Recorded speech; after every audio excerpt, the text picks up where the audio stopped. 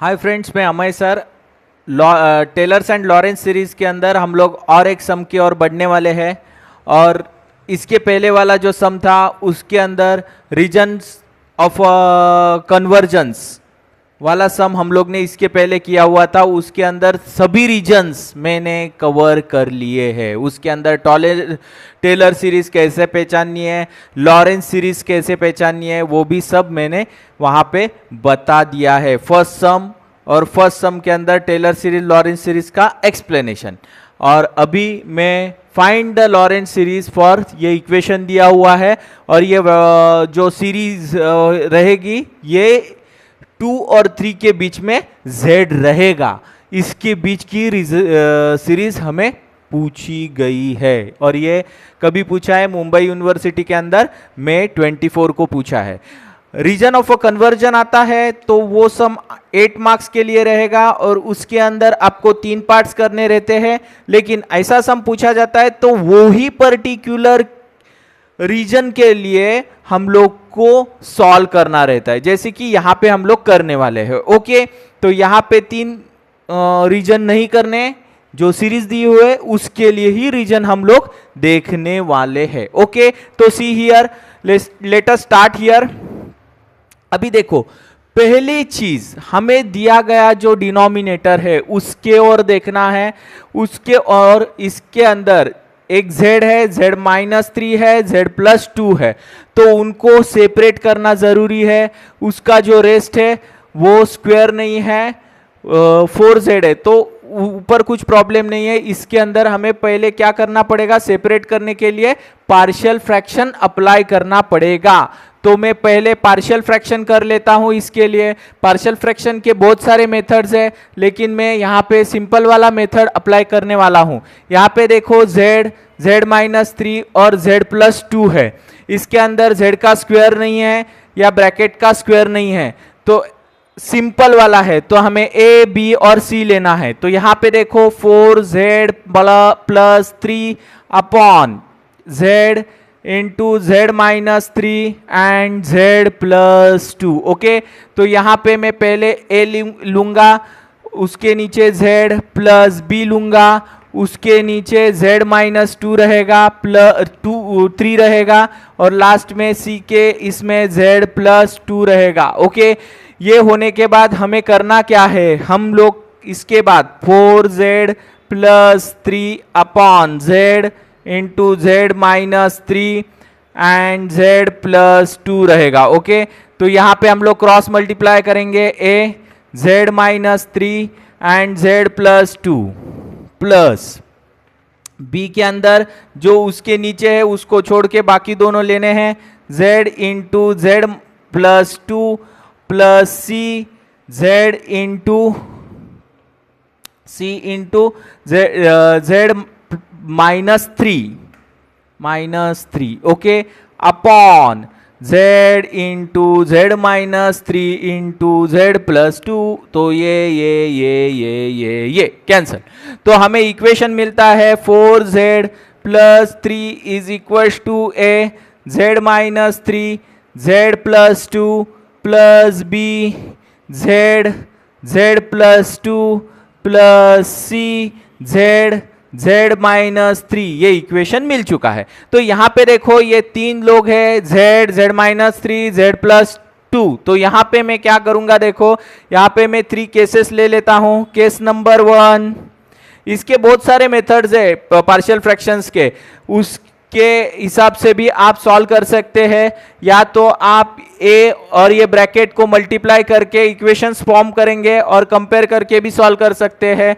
बहुत से मेथड्स है, लेकिन ये सिंपल वाला मेथड में यहाँ पे जो आपने डिप्लोमा में 12th में स्टार्टिंग के बुक में जो पढ़ा है वही मैं अप्लाई करके बता रहा हूं। ओके, तो केस नंबर 1 के अंदर मैं क्या लेता हूं? पहला तो था z, तो z is equal to simple 0 बोल देता हूं। क्या बोलता हूं? z is equal to simple 0। अगर 0 इसके अंदर चला जाता है तो यहां पे 0 रहेगा, तो ये 0 प्लस क्या रहेगा? खाली यहां पे राइट हैंड साइड के यहां पे 3 रहेगा। अभी z जहां जहां है वहां 0 रहेगा। यहां z है क्या? खाली z नहीं है, तो यहां पे a इज इक्वल टू ये 0 मतलब -3 और ये 2, ये 0 0 इसके वजह से आया। हाँ, अभी B है, यहां पे अगर Z है खाली तो ये टर्म खत्म, यहां पे भी Z है खाली तो यहां पे भी C खत्म, तो A बचा, तो ये हो गया अपना 3 और ये 3 कैंसल हो गया, -1 है तो -1 है, तो यहां पे A इज इक्वल टू हमें क्या मिलने वाला है, देखो 1/2 लेकिन माइनस। ओके, A का वैल्यू मुझे क्या मिला है, -1/2 मिला है। ओके, इससे उसके बाद केस नंबर 2 के और बढ़ेंगे। केस नंबर 2 के अंदर z इज इक्वल टू क्या रहेगा, next value z -3 is equal to 0, z is equal to 3, तो जहां जहां z है वहां वहां 3, 4 into 3 plus 3 is equal to a। अभी देखो यहां पे z -3 है, z -3 जो ब्रैकेट है उसके लिए हम लोग ने क्या लिखा है, 0 लिखा है, तो यहां पे 0 रहेगा, तो a कंप्लीटली क्या हो गया, 0। चलो b के अंदर ये ब्रैकेट है क्या, नहीं है, तो z है, z का वैल्यू लिखना पड़ेगा 3, b है यहां पे, ये हो गया आपका 3 और यहां पे 3 + 2, ओके प्लस, लेकिन यहां पे देखो c जो है उसके साथ z -3 है, z -3 अगर है तो उसको वैल्यू दिया है हम लोग ने 0, तो ये यहां पे 0 प्लेस होता है तो ये कंप्लीट 0 हो गया, तो यहां पे b बचा, तो ये हो गया आपका 12, 12 + 3 15 इज इक्वल टू, यहां पे ये हो जाएगा आपका 5 और ये 3 इंटू 15b, तो b का वैल्यू यहां पे हमें मिलने वाला है 1, ओके 15 1 ओके, तो यहां पे केस नंबर ये हम लोग यहां पे केस नंबर 3 की ओर बढ़ेंगे। 3 के अंदर देखो z इज इक्वल टू क्या रहेगा, देखो z is equal to last वाला टर्म रहेगा, z + 2 इज इक्वल टू 0, 2 ऐसा रहेगा, तो z इज इक्वल टू -2। अभी यही इक्वेशन के अंदर देखना है, ये 4, ये हो गया -2 + 3, इसके बाद जहां जहां ये ब्रैकेट रहेगा वहां वहां 0 आएगा, यहां पे है a के अंदर z + 2 ब्रैकेट है तो यहां पे 0 आ गया, यहां पे भी b के अंदर भी वो ब्रैकेट है तो 0 आ गया, c बचा, c के अंदर नहीं है तो c के अंदर -2 आ गया और ये -2 -3, ओके, तो यहां पे देखो क्या होने वाला है, -8 + 3 तो -5 हो गया, यहां पे देखो अभी यहां पे भी -5 इंटू 2, तो -5 इंटू -2 होता है क्या, 10, तो c के अंदर क्या आने वाला है, देखो 1/2, ओके, इसको डिवाइड करो तो ये आपको मिलेगा 2, 1/2 आ गया, ओके, तो c का वैल्यू मुझे मिला है 1/2, a का वैल्यू मुझे मिला है -1/2, जो है वो हम लोग इक्वेशन नंबर जो है ये इक्वेशन नंबर 1 है, उसके अंदर ये सब वैल्यू सब्स्टिट्यूट कर देते हैं, तो सब्स्टिट्यूट करने के बाद देखो मुझे क्या मिलेगा, 4z + 3, हाँ 4z + 3 is equal to z, z -3 z + 2 is equal to, इसको ही मैं क्या बोलता हूं, f(z) बोलता हूं, f(z) ये फंक्शन है, इसके अंदर अगर z का वैल्यू, a का वैल्यू क्या है, -1/2 z प्लस, इसके बाद b का वैल्यू हमें क्या मिला है 1, तो 1 अगर सब्स्टिट्यूट कर देता हूं तो ये हो गया z -3 और लास्ट में अंत में c का वैल्यू है 1/2 तो इसका z + 2 हो गया, ओके, तो ये इक्वेशन सेपरेट करके हमें तो मिला है, अभी हमें करना क्या है, इसको हम बोलते हैं f(z) जो सेपरेट हो गए हैं किसके वजह से, बाय पार्शियल फ्रैक्शन के वजह से, ओके, पार्शियल फ्रैक्शन से हम लोग ने इसको सेपरेट करके रखा है, ओके, तो यहां पे थोड़ा देखो पार्शियल फ्रैक्शन से सेपरेट तो होके मिला है हमें, अभी हमें बढ़ना कहाँ है, वो सबसे इंपॉर्टेंट चीज है, हमें बढ़ना कहाँ है और कैसे जाना है, इसके पहले हम लोग यहाँ पे डायग्राम निकाल के लेते हैं, थोड़ा डायग्राम निकाल के लेंगे तो थोड़ा अच्छा रहेगा। यहाँ पे देखो, यहाँ पे जो सर्कल है जो z है उसका सेंटर क्या रहेगा, z का इक्वेशन अगर देखेंगे तो z minus z0 is equal to r है। तो यहां पे देखो z0 आपको कहीं r है, z0 यहां पे कहीं भी नहीं दिख रहा है, इसका मतलब z0 इज इक्वल टू 0 है, इसका मतलब x इज इक्वल टू 0 और y इज इक्वल टू 0। मतलब सर्कल के जो पॉइंट है वो क्या है, सेंटर में है, 0, है, ये कंफर्म होता है इससे। ओके, अभी यहां पे देखो ये हो गया आपका 1, ये हो गया 2, ये हो गया 3, यहां पे -1, -2 और -3, यहां पे आपका -1, -2 और ये -3, ये 1, ये 2 और ये 3। ओके, अभी यहां पे मैं थोड़ा सर्कल निकाल के लेता हूं, फिनिश नहीं रहेगा, दिखने के लिए काफी है, समझने के लिए काफी है, अभी थोड़ा फिनिशिंग नहीं आएगा। ओके, लेकिन समझने के लिए आपको काफी है। अभी यहां पे देखो हमें क्या करना है, ये सर्कल 3 का निकाला, ये जो रेडियस दिया है इसका निकाला सर्कल। ओके, अभी दूसरा वाला सर्कल किसका है, 2 का है, मतलब 2 के रेडियस से निकालना है। तो 2 को पकड़ के मैं ये सर्कल ऐसा निकाल के लेता हूं, ये 2 को पकड़ के चल रहा है, ये 2 को पकड़ के ये सर्कल निकाला। ओके, तो रिंग फॉर्म हो गई है, देखो रिंग के अभी इनकी ये दोनों के बीच में जेड भाई बैठे हैं, तो यही कहीं पे भी जेड भाई है, ऐसा समझ लो। अभी इसको मैं शेडेड कर देता हूं, ये समझने के लिए भी है और एग्जाम में आप निकालेंगे तो आपके लिए भी अच्छा रहेगा।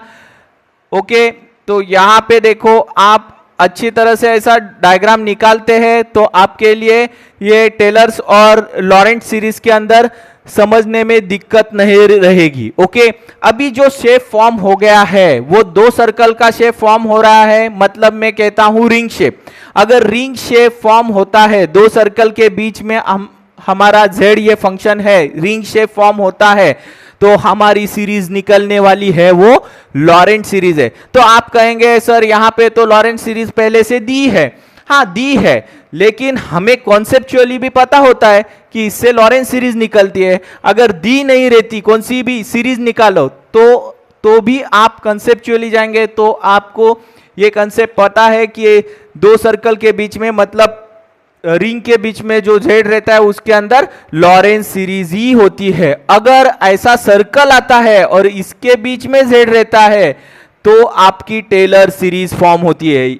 ओके, ये मेरे पहला लेक्चर आप देखो टेलर सीरीज के अंदर, टेलर्स और लॉरेंट सीरीज का, तो उसमें आपका कॉन्सेप्ट क्लियर होने वाला है। उसके अंदर मैंने सभी रीजन ऑफ कन्वर्जेंस के सब रीजन्स कवर किए हैं। ये सम के अंदर खाली यही रीजन पूछा है, उसके बारे में हम लोग सम कर रहे हैं। ओके, तो यहां पे देखो ये लॉरेंट सीरीज के अंदर चला जाएगा, तो यहां पे F of Z is equal to, अभी इसको थोड़ा अच्छे से लिख के लेता हूं, 1 अपॉन ये रहेगा 1 अपॉन ये में 1/2, ये माइनस साइन, और ये 1/z रहेगा इसके साथ, प्लस ये 1 है बेचारा तो कुछ प्रॉब्लम नहीं है, z -3 रहेगा, इसके बाद 1/2 और ये हो गया आपका 1/z+2 हो गया। ओके, z+2 हो गया, ये z है। ओके, तो यहां पे देखो z का जो ये तीनों फॉर्म 1, 2 और 3 हो गए, सेपरेट हो गए, किसके वजह से, पार्शियल फ्रैक्शन से, और इसको थोड़ा अच्छा लिख लिया क्योंकि 1/2 है, उसको साइड में लिखा, बाकी कुछ किया नहीं। थोड़ा करेक्शन करना है, ये जो माइनस साइन यहाँ पे बचा था ये मैं लिखना भूल गया था, तो यहाँ पे थोड़ा करेक्शन किया, तो यहाँ पे भी माइनस साइन रहेगा और यहाँ पे भी माइनस साइन आ जाएगा क्योंकि ये माइनस साइन बीच में चला जाएगा। ओके, तो अभी ये जो इक्वेशन है ये फॉर्म तो हो गया, अभी इसके अंदर हमें सीरीज निकालनी है। वो सीरीज भी पता है कि लॉरेंट सीरीज होने वाली है, लेकिन कैसे बनेगी वो बहुत इंपॉर्टेंट कॉन्सेप्ट है। मैं हमेशा इसके पहले वाले लेक्चर के अंदर भी आपको एग्जांपल दे चुका हूं। 2 भाई है, उसमें से जो बड़ा भाई है वो अगर झगड़ा होता है तो पहले बाहर निकल जाता है घर से, मतलब जो बड़ा रहेगा वो बाहर चला जाएगा। आप बोलेंगे सर कभी कभी छोटा भी निकलता है, वो रेयर केस में निकलता है, ऐसे सोचो, क्योंकि सम के अंदर हमें बड़ा ही भाई बाहर निकालना है, इसके लिए बड़ा भाई बाहर निकलता है, यही दिमाग में रखो, मतलब बड़ा भाई बाहर निकलेगा। ये एग्जाम्पल आप याद रखेंगे तो ये कॉन्सेप्चुअल आपको फटाक से समझ में आएगा। तो यहां पे देखो जेड को छोड़ दो, जेड अकेला भाई है, तो जेड तो हो गया भाई। हम लोग को ये दोनों जो है, ये और ये, इनके बारे में सोचना है, इनके ये दोनों के बारे में सोचना है। तो z कहां है देखो, अभी देखो ये f ऑफ z हो गया, इनके अंदर -1/2 हो गया, और ये z इसके साथ लिख दिया मैंने। ओके, ये हो गया।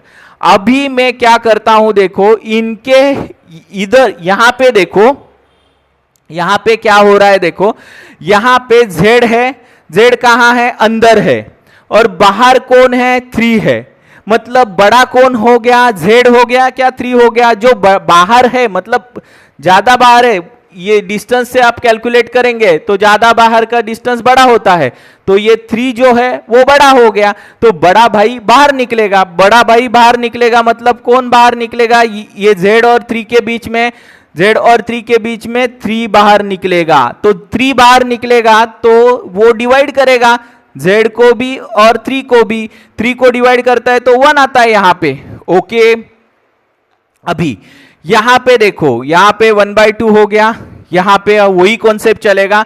अभी यहां पे देखो ये 2 है और z है, यहां पे 2 अंदर है और z बाहर है, मतलब z यहां पे है, मतलब 2 यहां पे है, ये डिस्टेंस जो है ये छोटा है, z इधर है मतलब आगे है उससे, मतलब यहां पे कौन बड़ा हो गया, z बड़ा हो गया, तो z बड़ा हो गया तो z बाहर आ जाएगा। तो यहां पे z अपॉन z तो क्या होने वाला है, 1 + 2 अपॉन z। ओके, क्यों z बाहर आया, क्यों 3 बाहर आया, इसका एग्जाम्पल मैंने बड़े भाई के हिसाब से वो जो दिया है वो आप ध्यान में रखेंगे तो ऑब्वियसली ये सम के अंदर आपको कुछ दिक्कत नहीं होने वाली है। ओके, तो यहां पे थोड़ा अच्छा करता हूं मैं, -1/2z। अभी यहां पे जो ये 1 है ये फॉर्म के अंदर चला जाना चाहिए, इसके लिए ये 1 जो है वो आगे आना चाहिए, तो इसके लिए माइनस साइन बाहर निकाल लूंगा, तो ये क्या हो गया देखो, 3 1 - z अपॉन 3 हो जाएगा, और यहां पे तो माइनस साइन है ही, ये हो गया 2z, और ये हो गया आपका 1 + 2z।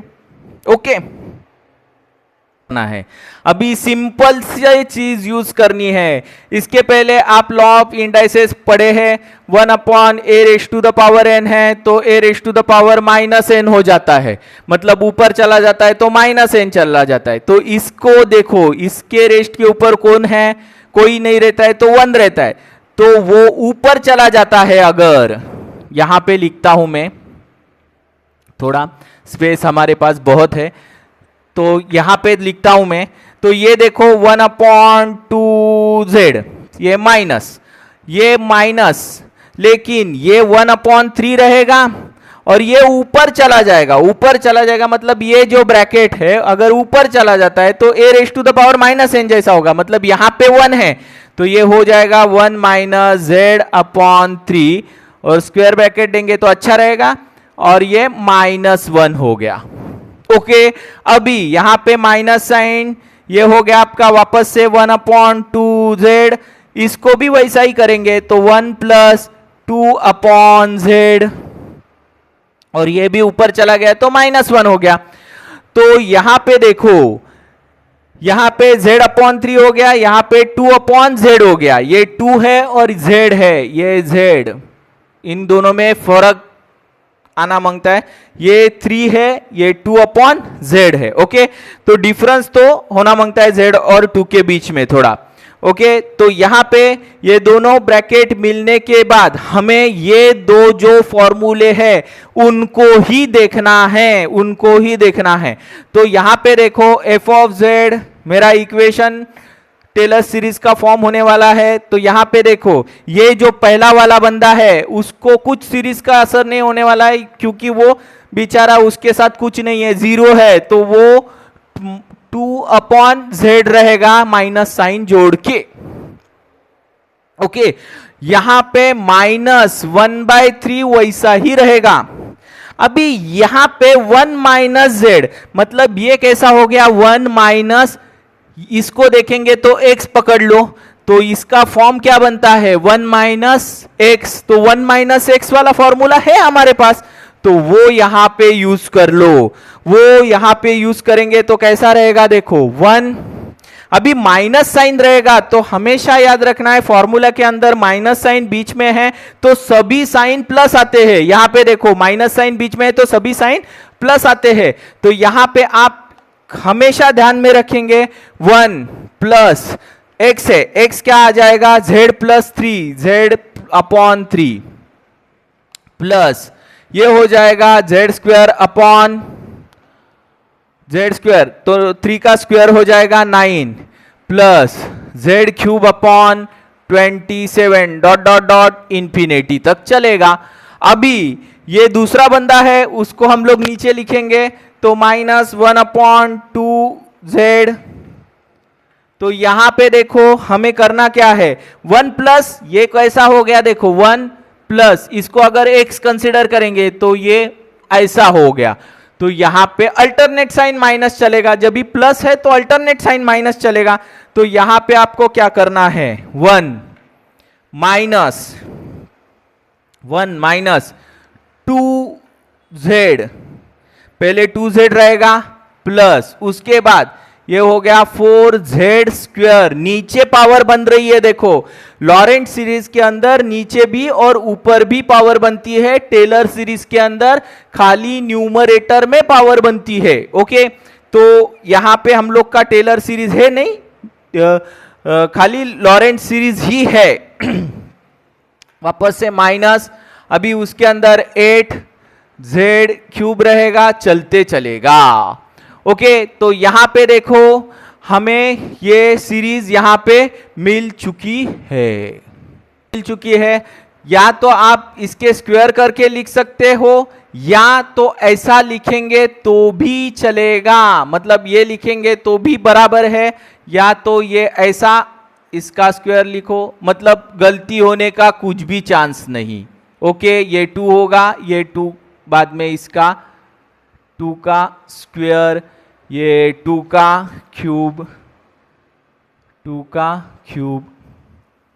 ये ऐसा भी चलेगा, वो भी सही है, ये भी सही है, कुछ प्रॉब्लम नहीं है। लेकिन ये केस के अंदर अगर आप ऐसे करते हैं तो ये क्यूब के मतलब 3 का स्क्वायर क्यूब के अंदर गलती होने का चांस रहता है, वो भी चला जाएगा, सिंपल है। तो यहां पे तो मुझे लॉरेंट सीरीज मिल चुकी है। ओके, इधर तक आप छोड़ देंगे। ओके, तो यहां पे देखो लॉन्ग स्टोरी शॉर्ट के अंदर मैं बता देता हूं, कोई भी अभी अगर आपको लॉरेंट या टेलर सीरीज का सम पूछा जाता है तो सबसे पहले नीचे डिनोमिनेटर के अंदर देखना है। डिनोमिनेटर के अंदर अगर फैक्टर्स पड़े हुए हैं तो आप डायरेक्ट पार्शियल फ्रैक्शन की ओर बढ़ेंगे, अगर नहीं फैक्टर्स है तो आप उसके फैक्टर्स पहले फैक्टराइजेशन कर लेंगे, सेपरेट कर लेंगे, उसके बाद आप ये पार्शियल फ्रैक्शन सॉल्व करेंगे। पार्शियल फ्रैक्शन होने के बाद आपको ऐसे सेपरेट करके मिलेंगे, सेपरेट होने के बाद आपको डायग्राम निकालना है। हर वक्त आप डायग्राम निकालेंगे तो आपका जो व्यूज रहेगा वो एकदम क्लियर हो जाएगा, और उससे आपको यहां पे तो लॉरेंस सीरीज करके दिया है, लेकिन टेलर्स एंड लॉरेंस सीरीज ऐसा अगर पूछा जाता है तो आप डायग्राम निकालेंगे तो आप अच्छे से मार्क कर पाएंगे टेलर्स और लॉरेंस सीरीज अलग अलग। जैसे कि इसके पहले का सम था जिसके अंदर रीजन ऑफ कन्वर्जेंस पूछा गया है। ओके, और बाद में कुछ नहीं है, जो है उसके बाद जो बड़ा भाई है उसको बाहर लेना है, सिंपल थिंग। वो बाहर लेने के बाद ये 2 बंदे हैं, ये 2 फॉर्मूले हैं, इनको यूज करना है, इनको अप्लाई करेंगे तो आपको सीरीज मिलेंगी। इतना सा सम है। ओके, अभी इसका आप स्क्रीनशॉट ले लो और अगर आपको ये सम के अंदर कोई भी डाउट है, कोई भी क्वेश्चन है, तो कमेंट बॉक्स में कमेंट करके जरूर पूछ लेना। और अगर मेरे वीडियो आपको अच्छे लगते हैं तो लाइक और सब्सक्राइब करना ना भूलना, और सब्सक्राइब करके रखेंगे तो आगे आने वाले वीडियो भी आपको ज्यादा से ज्यादा मिल पाएंगे। Thanks for watching my video.